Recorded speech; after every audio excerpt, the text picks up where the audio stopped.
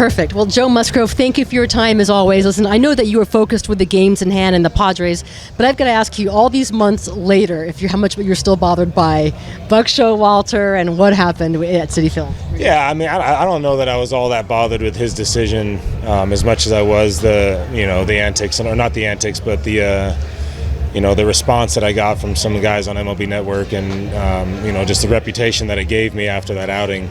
I understand Buck's move there as a manager. Your job is to do everything you can to help your team win. So I don't have this grudge or this vengeance to get back at him this time through.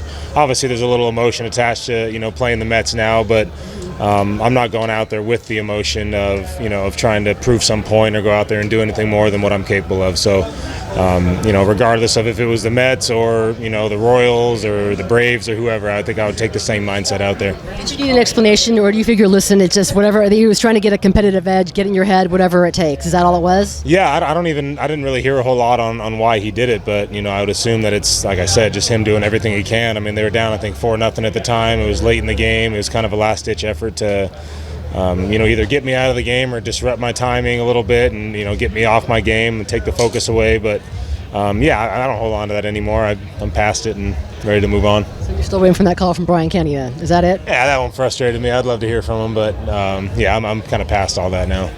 Joe, how big is this series? I don't know that anyone could have predicted that the two teams that made the biggest splash in the offseason would be just, really playing for their postseason lives at this point. Yeah, it's going to be a fun series. I mean, both of us have struggled this first half, and it's ironic that both teams are starting to get hot at the same time. I think they've won 5 straight. We're coming off a really good series, so it's kind of a do-or-die series, it feels like, for both teams here. Ideally you're hoping to take 2 out of 3. We'd love to get a sweep, but a sweep for either team would be real bad news. So it's going to be very competitive. We got 3 of our best going this weekend and 3 of their best, so it'll be fun. I know I've asked junior teammates, you guys, just the way you played, you sweeping the Angels, do you feel like you're starting to hit your groove, that you're starting to see what the Padres team should be playing? Yeah, definitely. I think we're playing a lot more confidently, and the struggles and stuff, it's hard to fake confidence or to generate that confidence out of nowhere after you go out there and you play every night. So it's not like you have a chance to sit back and regroup and gather and then go back at it a week later like a football team does. You got to be out there every night. So you got to be able to have a little bit of a short-term memory and put that stuff behind you. And playing a good series against the Angels, regardless of how beat up that team is and the IL guys they got, it's a major league team. So anytime you go out and sweep a team, it's not easy to do. So we got a little bit of momentum now. We got a little more confidence. Guys are starting to have better approaches at the plate. Our pitching's stayed consistent. So we're hoping to get some depth out of the starters this series and hopefully take at least 2 out of 3 here. Last week, I think Josh Hader went on a podcast. I think it was Ken Rosenthal's Foul Territory, and he was asked about the Padres' chemistry issues. This week, I spoke with Manny Machado, and he brought up alleged rumors about him and Xander Bogaerts. How do you describe the chemistry on this team? Has it been a work in progress throughout the season? Yeah, I saw that the comments about the feud between Manny and Bogey, and speaking honestly, I haven't seen any of that in the clubhouse. Those guys sit next to each other on every flight. They talk every day in the clubhouse. Their lockers are right by each other. So I don't know where that generated from, but if that was something in the past, but if it was, they've worked it out, and I think the chemistry's been great. I mean, we've all been struggling and suffering and going through this together, so sometimes that makes the team even stronger. Last season, you guys made quite the splash at the deadline, bringing in a haul of superstars. What are you expecting this deadline? I know it's always been, AJ's so predictable. Do you think it's more that this team needs to be refined and the answers are from within? What's your thought? Yeah, I think this team's a lot better if everyone's playing up to their capabilities. So, I feel like it would feel like acquisitions at the deadline if everybody starts performing the way that we expect to perform. We're getting results from guys that are not typical results that we get from those guys. So if we get the quality out of the guys that we have in here, that's a whole different team to begin with. And I think we could use a little bit of help. And I know we need a couple arms.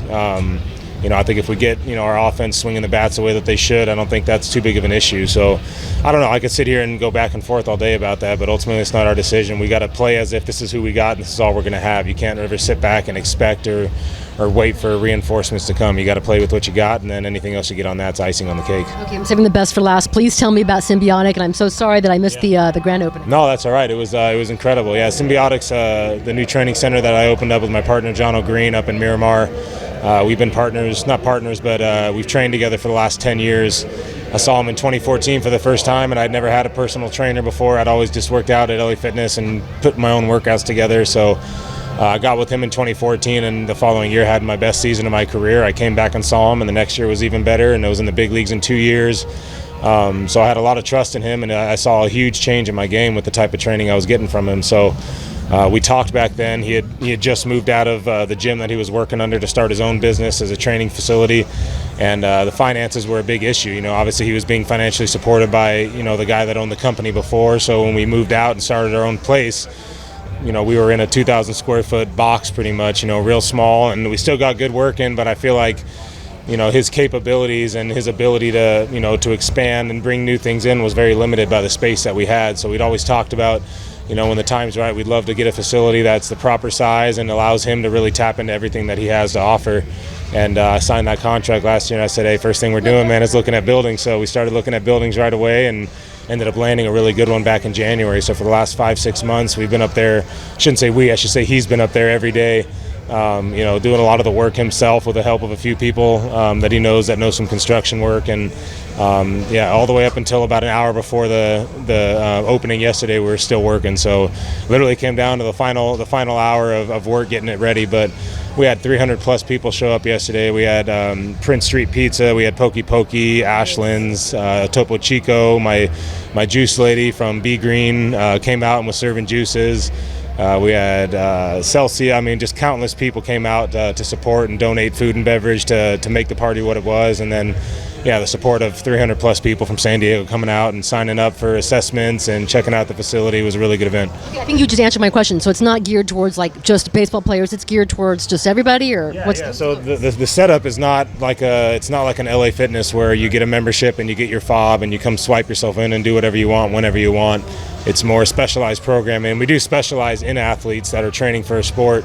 But anybody that really wants to get in shape and wants some, you know, sport specific or just some personal training, this is a place to be. You get your workouts. We have a separate space that's in the building for PTs, for massage therapy, for acupuncture. We have hydrotherapy with hot and cold. We have a recovery room. We got showers. We got just about everything. So the idea is that I tried to build a place that is the ideal spot for me and other athletes in professional baseball to work out in the off season, a place where you can go get everything done in one spot, and you got some of the best in the PT space, the best in acupuncture, massage, all those things are in one building. So you come in, you can do all your work. We got mounds in there to throw. So I tried to build my ideal space and then make that available to the public and show them kind of what the big leaguers do on a daily basis. That's amazing. I think I know some sports radio people that could really benefit from this program, Joe. Yeah, I'm excited for it, so come check it out. Thank you so much.